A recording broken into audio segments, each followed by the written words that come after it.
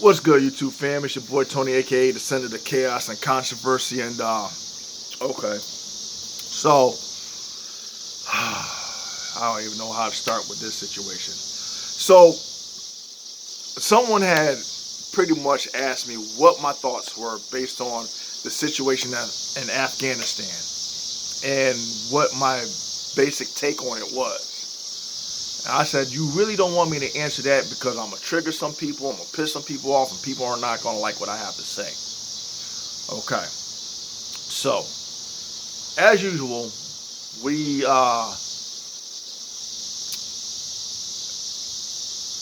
entertain, blame, the finger pointing, as usual, because that's our go-to method to try to rationalize and justify things that happen that we don't necessarily agree with.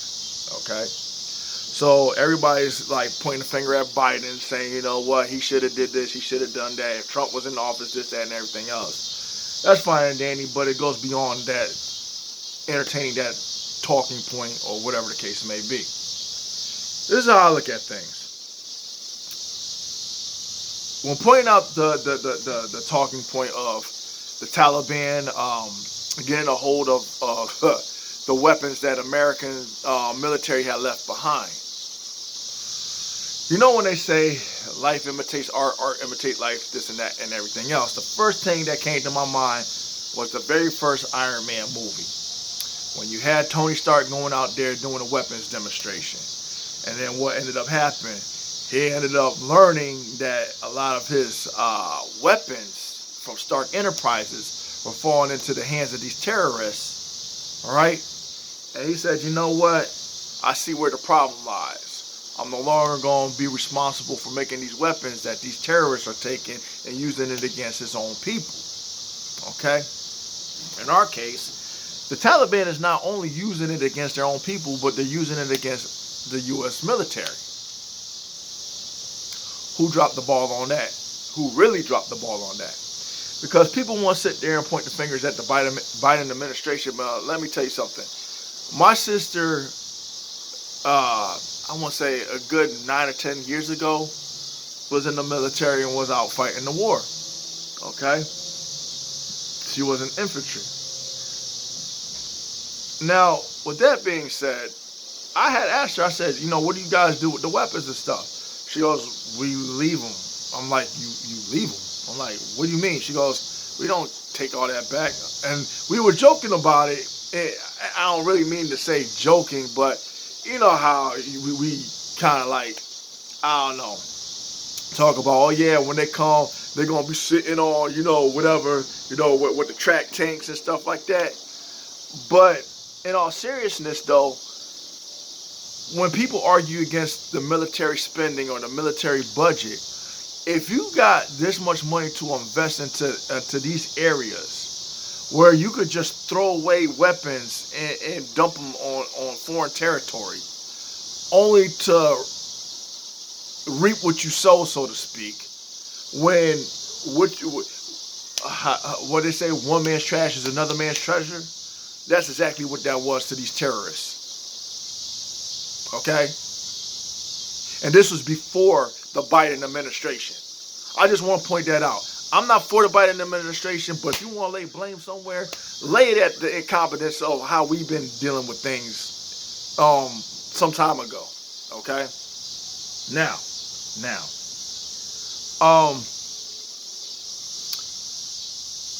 the unfortunate situation in Kabul when they bombed the airport and you had military, U.S. military lives and Afghanistan lives that were lost is unfortunate. It's nothing to make a joke about. It's not. The issue that I have with our military being where they're not supposed to be is the simple fact that they are not where they are supposed to be. We find ourselves planted in every area across the globe. We got military presence everywhere to somehow get people to align with our sense of democracy. Okay? We cannot police the whole world. It shouldn't be our job. It shouldn't be our requirement. Okay? Because we are one nation. So if you get a China, a Russia, Afghanistan, and all these people to all of a sudden turn against America, we are one against how many? We cannot fight multiple people. We can't.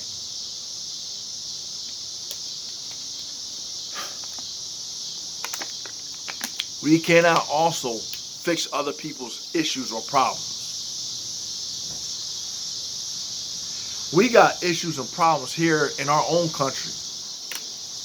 Whether it's race-related, on the political stage, having to deal with economics, poverty, all of that. Having to deal with the corruption, these agencies. Now, I said that I was going to trigger some people. Now, think about it. In order to justify us going to war, because they say, hey, you know, the U.S. always have to find themselves, you know, somewhere to fight a battle, so to speak, because when there's war, there's profit. It's unfortunate that we have to go at war with somebody in order to profit off of it to get our economy running. Okay? Whatever. But in all actuality, what it is we go after other people's resources. When it comes to going and seizing the oil, why you think that you have people like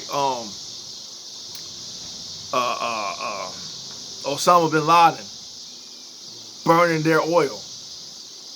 They wasn't just gonna let the military come in and the U.S. military come in and just seize the oil. And they're like, no, if we don't agree with something, then no. Or inherit the U.S. currency instead of, you know, going back to the gold standard, the gold and silver standard. I'm pretty sure Ricky Manor touched upon that. See, whenever someone else don't agree with what the U.S. try to impose on other people, they have a right to not agree with it. Is it worth going to war over? No.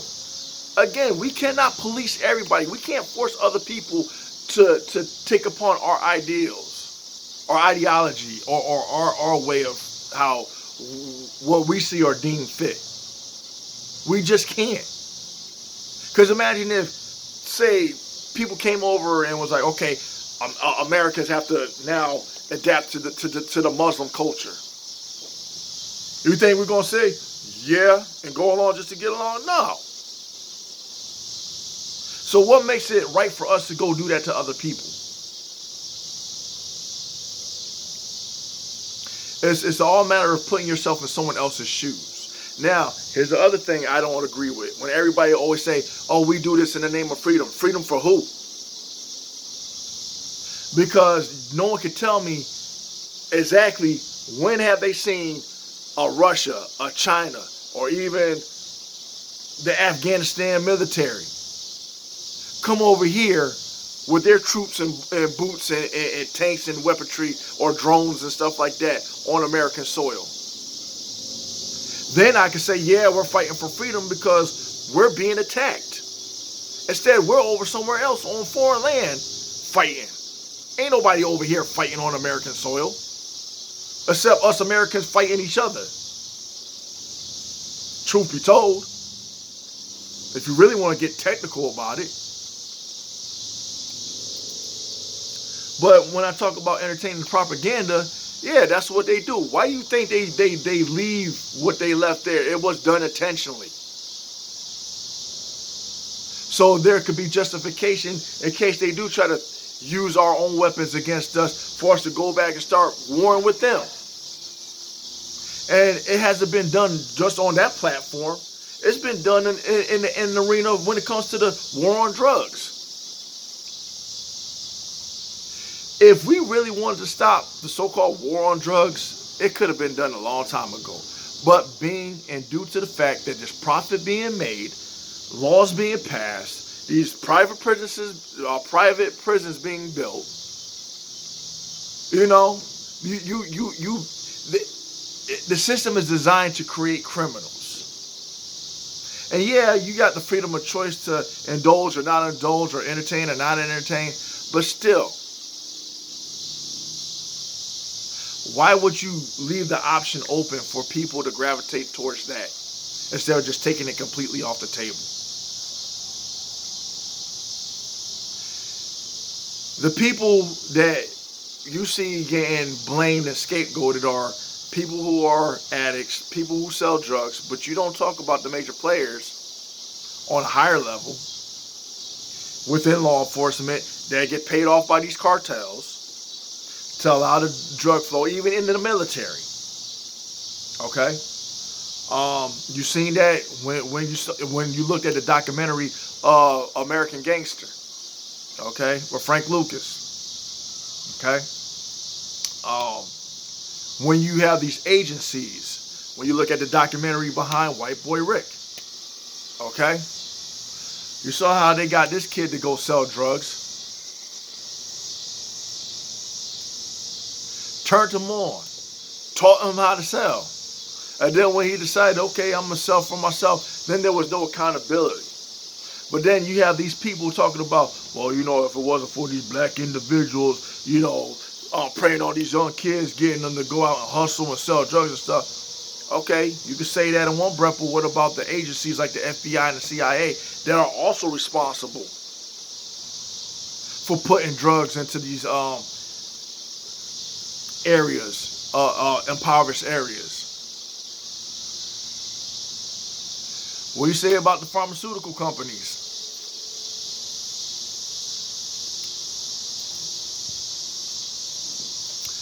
I mean, I could tell you about how things are run in Houston. The scams that's running over there. How would I know? Let's just say I know. When you need to eat. Okay? But that's the problem. There's always something that is implemented, put into motion to justify things presented or the reaction, the cause and effect that people really don't really want to talk about, because they rather deal and entertain the semantics behind things and not really look at who's really responsible, where the actual accountability lies. So, yeah, when there's arguments against military spending and how much goes into the budget of military, yeah, because look at what's going on. You spend all this money on warfare, the drones and the tanks and the missiles and the artillery and all that other stuff, only for it to just be left behind and fall into the hands of the enemy, so to speak.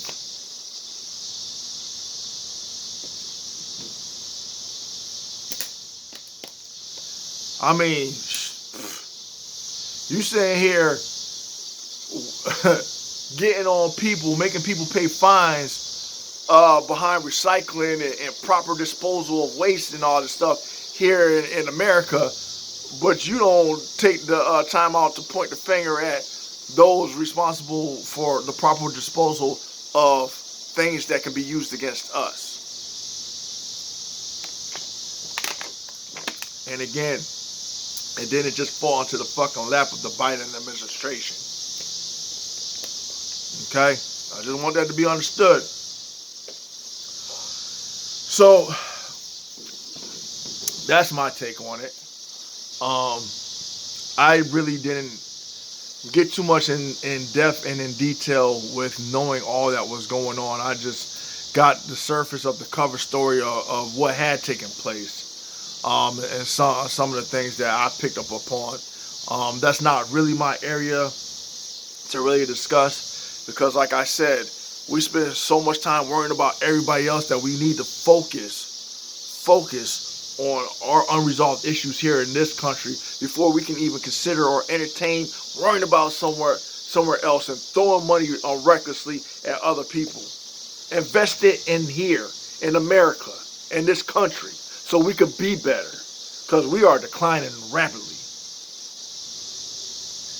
Anyway, you already know how it goes. Please leave a comment in the comment section. Please like, share, and subscribe. Share this video. Give me a thumbs up. Give me a thumbs down. Tell me what you think. Yeah, this is a serious topic to discuss, and I really want to know people's thoughts on this. So, with that being said, you already know what I'm going to hit you with. Peace.